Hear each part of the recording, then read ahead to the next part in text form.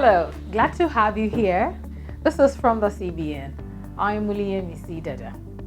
The Central Bank of Nigeria is developing ties. No, we're not talking about trade ties. It is an acronym for Tertiary Institutions Entrepreneur Scheme to train and finance entrepreneurial ideas of Nigerian graduates. It is interesting to note that the proposed scheme will be targeted at graduates of universities, polytechnics, monotechnics, and colleges. Exciting, isn't it? We'll tell you more about ties shortly, plus exclusive coverage of the Day 2 of the CBN Fair, which held in Lagos recently, and the concluding part of our interview with the Director of Development Finance Department on 3 of its numerous financing initiatives. So stay tuned. We'll be right back. Governor of the Central Bank of Nigeria, Mr. Godwin Emefiele, on Monday told a conference of Vice Chancellors of Nigerian universities in Woodhill, Kano State, that the bank is developing a tertiary institutions entrepreneurial scheme, TIES, to support the development of entrepreneurial mindsets and culture through the introduction of a platform that provides seamless access to affordable finance for graduates using innovative channels for participation.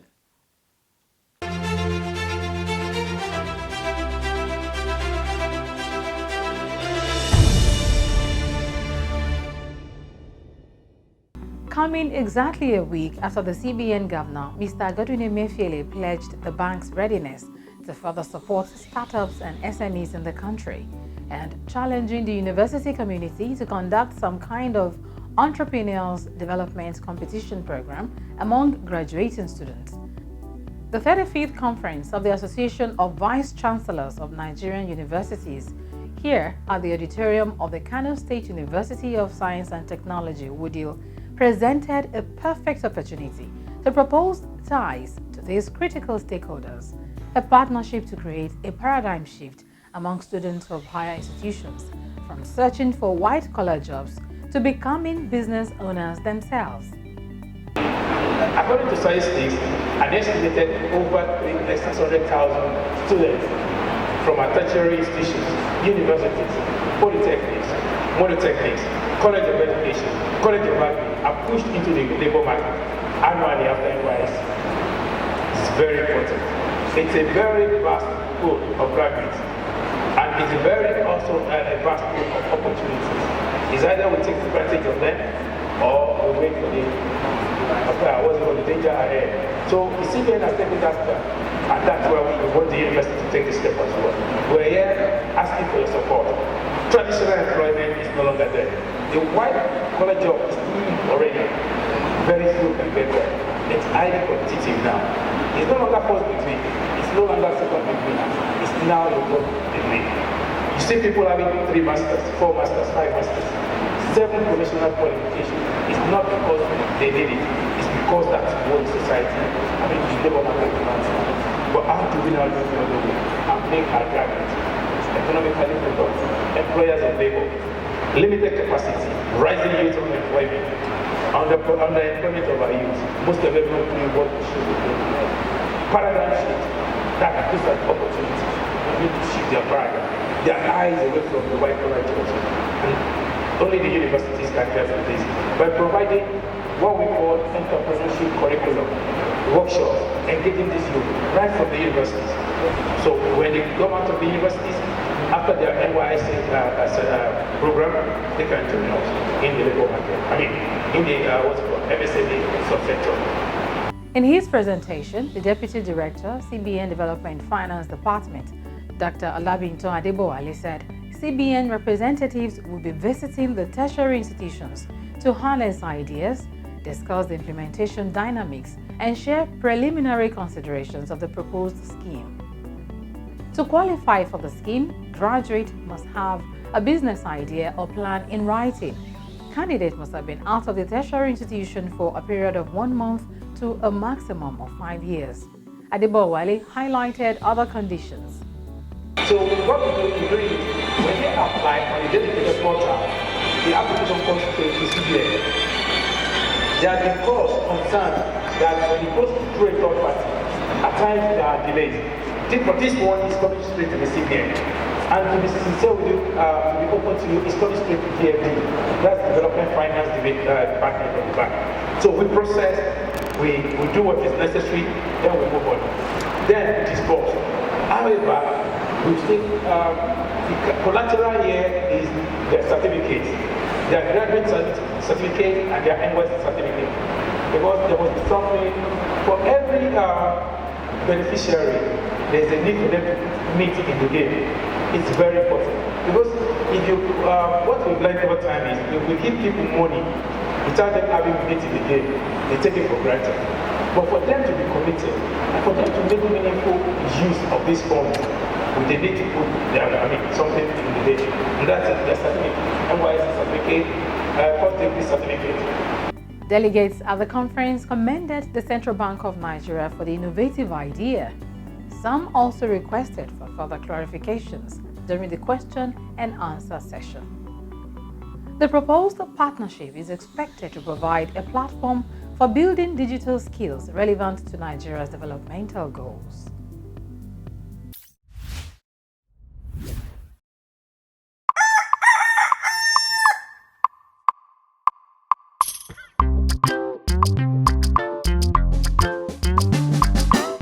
Up until a few years ago, Nigeria produced far less than it consumed, spending up to $22 billion annually on importation.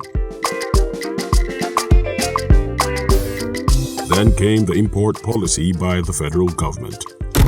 Now, to survive, the nation must learn to be self-sufficient. And so far, we are on the verge of achieving this through the intervention of the Central Bank of Nigeria and other stakeholders in support of local farmers and efforts of value chain entrepreneurs. Now, the goal of creating 10 million jobs in 5 years through 10 commodities is gradually being actualized. Let's buy Nigerian to grow Nigeria. Welcome back, and if you're just joining us, this is from the CBN. Recently, the Central Bank of Nigeria held a 2-day fair, which held simultaneously in Lagos and Ogun states. Day 2 of the program was devoted entirely to questions and answers, and participants really came prepared with probing questions. CBN spokesman Mr. Osita Nwanisubi was there to provide detailed answers. Here's an excerpt from the question and answer session. First of all, what is AADS, Accelerated Agricultural Development Scheme? Why did we go into that? The whole essence of this is to encourage the youth between 1835 to go into agriculture. But we want to do that with state governments.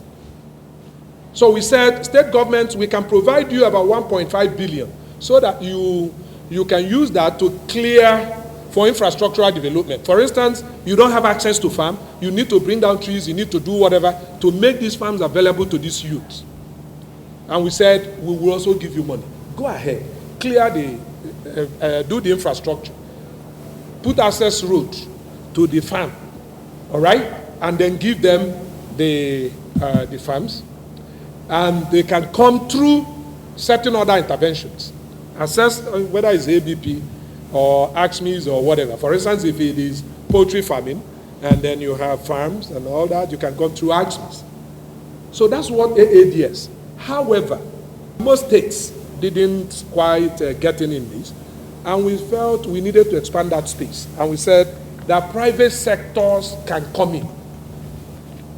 So who are the participants? Agro-processors of agri-commodities. You know all these commodities that we have almost 22 now. But the very common ones, whether it's wheat, whether it's rice, whether it's tomato, whether it's maize, and the rest of them. All right? That want to backward integrate. In other words, you are a processor, but you want to do backward integration. And what is backward integration? It's you are into tomato paste, but you need tomato. And if you need tomato, you can do what we call our grower scheme. And so you can come to Jigawa or Zamfara or wherever to say, look, I have about 20, 30, 200 hectares and all that I want to farm. And so you get your farmers, and then you can access even the anchor borrower program. But you use this to put like road and all that to get certain level of infrastructure around that. and then you now cultivate the tomato, and then as a producer, you are now the off-taker. So once they produce, you off-take it. The farmer has already made off-take arrangement. And so the moment he does it, now somebody is taking it, somebody is paying back. And that's the kind of financing. We had this question around central bank is doing everything, and I keep laughing. It is not true. Our interest in agriculture is what we call value chain financing. Value chain financing. That's the essence of value chain financing. The processor, you are there, you can backward integrate. And so, when we are dealing with the farmers, we know they need services and the rest of them. All of this will go into the economics of production. And the moment the farmer is farming, the processor is off taking it. Now, if you don't fix the processor, the farmer might finish farming and there is no market. He might finish and there is glut. What happens? He won't be able to pay that money. That's why some deposit banks a little bit, in financing. It's a specialized kind of financing. And the maximum loan accessible under the scheme shall be 2 billion per obligor. So you can get up to 2 billion. Under the government-led AADS, we said 1.5 billion. But the private sector, we said you can get up to 2 billion. That's that for that. But if you go to our website, look for AADS, you will see the guideline. We talk about CFI, CIFI, the CFI, Creative Industry Finance Initiative. And it's meant for whom? These are the young ones that this thing is meant for. And we say this thing is around 4 vocal points. You have fashion, you have music, you have music, fashion, movie, and technology. Is it me that will come and do the technology? These are the young ones that we are talking about. For someone who is interested in software development, we get them to school. Give them 3 million. I mean, the school will send the cost implication, and they'll go into do their software development. Oftentimes, they even get employed while they are still there.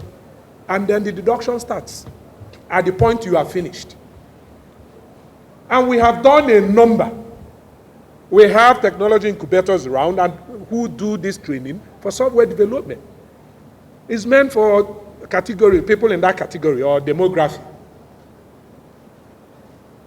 Oftentimes, and that happens, you get somebody lamenting. I was in a crowd, a program, and the guy was just flogging CBN left, front, and right. He doesn't even know me. That this, that. Ask me that. And when he finished, I went with some of, and then I was head of AXMIS, actually. And I went with one of the staff. And when he finished, and I said, bring that man to me. Then they brought him. And I said, can you tell me your story? And I want people to hear. So tell your story. Because oftentimes, we do certain wrong things, and then we begin to blame the system. And there were certain things the guy didn't do. One, he didn't even do the EDI. And I said, so where do you start? But you know what? Now you have brought it to our attention. We will also solve your problem. You are in Nigeria and you need this thing. I said, take down the name. Let's see. So we try as much as possible so that you don't need to know someone. So I thank you so very much for saying that you applied and within 3 months or thereabout, and that she was able to get this facility. Around FX, especially for invisibles, you people shouldn't turn anybody back for the bankers here, because there's going to be sanction. The governor of the central bank is extremely very clear on this. Because oftentimes people will go and buy BT or go to pay school fees. You want those people to be stranded there? And then you will be hearing CBN did it, CBN did, CBN. So we have said it openly. We are opening up lines, telephone lines. As yesterday, I was in touch with Trade and Exchange, with Financial Market Department, with IT, and which other, and CPD. We are getting about 7 dedicated lines. Just pray, make we no cash you. You remember MMM? We said, don't go there. How can someone tell you that, look, bring your money, I will give you 40% or 50% or 60%. At a point, our MPR, which is our anchor rate, perhaps is about 12%. And you run, kitty, kitty, kitty, kitty, kitty. Now, simple wisdom tells you, look, once the return is high, the risk is also hitting the roof. And what happened? In spite of our warnings, collapsed. People lost their life savings. So how much talk can we do? But there is a good news. And the good news is, by the end of this year, we are looking at all of the avenues to issue a digital currency. And that digital currency will be made available to everybody. We can control it. We can monitor it. We can evaluate it. Yes. But if you want to do the Kalo one, you're on your own. The CBN Fair holds from time to time, moving from one state to another. One might even be holding near you very soon. Be sure to attend. When we return from this break, the Director, Development Finance Department of the CBN, Mr. July Yusuf, will be speaking on the Export Stimulation Fund, ESF. Stay tuned.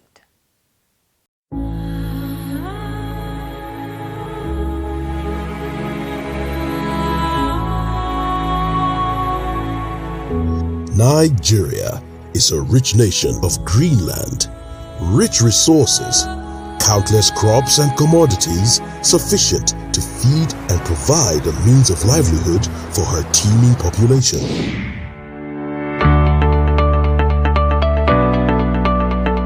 Chin up, Nigeria, the giant of Africa. Exciting times are here. We can be self-reliant and grow our economy if we work together to explore our potential.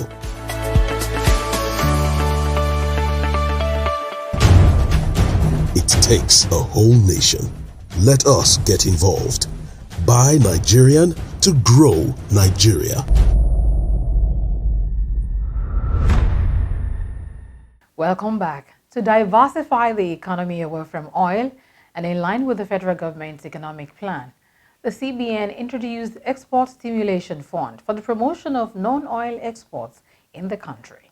Director, Development Finance Department of the bank, Mr. Philip July Yusuf, takes us through the journey so far.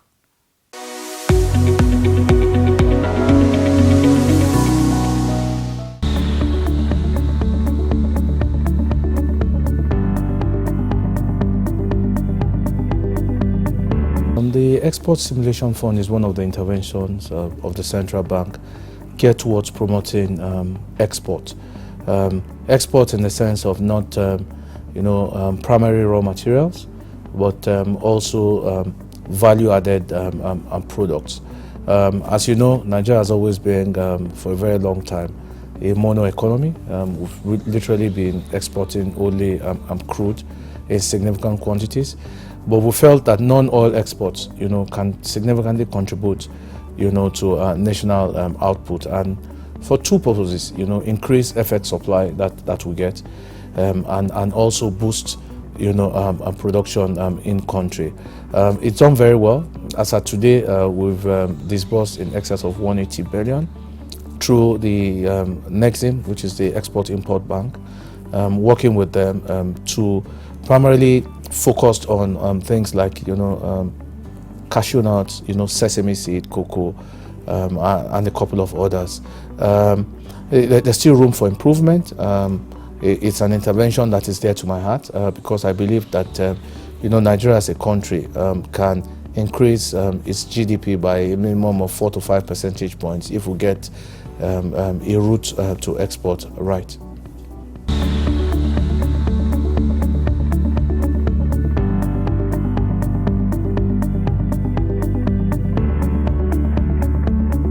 Absolutely no challenge whatsoever. I think if you look at our intervention basket, apart from CACS, which is the Commercial Agri-Credit Scheme, and the Power and Airlines Fund, I think the next best performing is the Export Stimulation Fund. I mean, we are in constant touch with those who've disbursed these monies to. We do regular monitoring, and indeed the intervention is performing very well.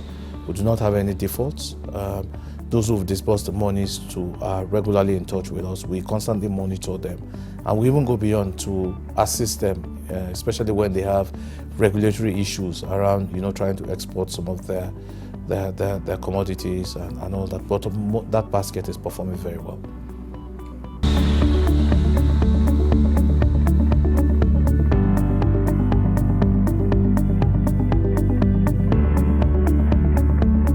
Okay, as we continue to recalibrate as a central bank, and if you look at one of our objectives this year is how to increase exports. We're looking at how we can make it easier to access the fund, working with Nexim. We're also looking at how we can bring in other participants into the ecosystem to be able to access the fund. Like I earlier said, for me, exports is a route for us to grow at least between 4 or 5 percentage points on our GDP. So we will continue to recalibrate and look at how we can increase from the 170 odd billion, which for me is a minuscule in the larger size of things. And most importantly, look at how we can link the export stimulation fund to other programs that we have, like the Anchor Borrower program.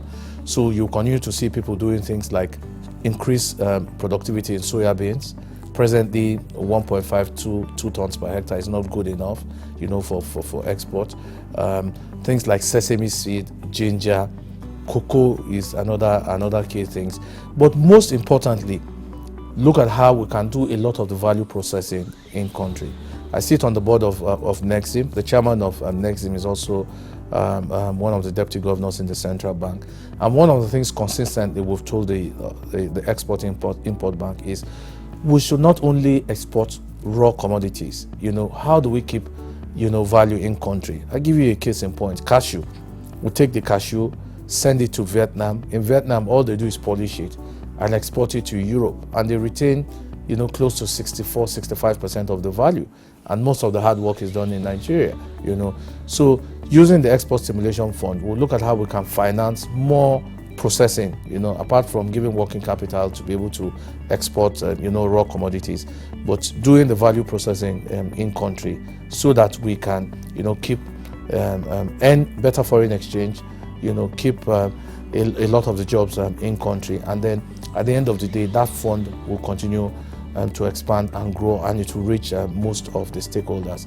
I must admit that, yes, a lot of them tell us about, issues around the ports, but I think that will just continue to improve, because a lot of the participants, complain about, how difficult it is, to be able to, export some of the commodities that they've either cultivated or they've processed in country. But as those things improve, you continue to see the fund continue to grow.